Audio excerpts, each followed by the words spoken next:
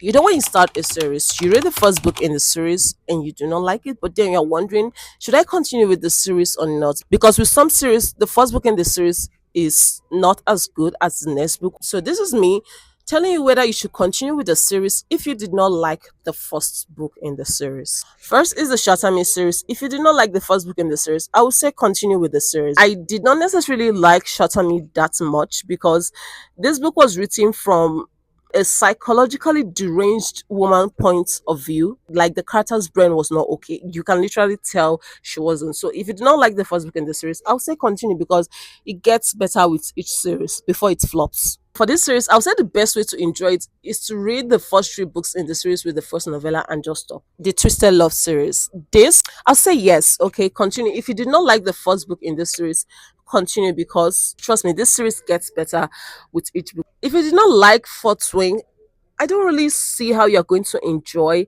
the next book in the series because Fourth Wing was fast paced. The other books was not. They were medium paced books. I personally loved Fourth Wing and I also loved the other books in the series. But if you did not like Fourth Wing, I don't really think you should continue with it. Even though I still think this series are to die for, but if you didn't like it, I'll just say skip the whole series. Once Upon a Broken Heart, I would say yes, continue with the series. If you did not like the first book in the series, just continue. I personally loved it, but it wasn't my favorite in the series. The second book in the series, A Ballad of Never After, is every single thing. So yes, continue because it only gets better from here. Akata. I personally did not love Akata. The only reason why I continued was because everybody was raving about it. And honestly, I am really glad I continue with this series. If you didn't like it, I'll say continue because it only gets better. The other books are everything. The Powerless trilogy. As much as I am a Powerless girly and I loved this series so much, if you did not like Powerless, don't bother continuing. I love the series, but I still think Powerless was the best book in the series.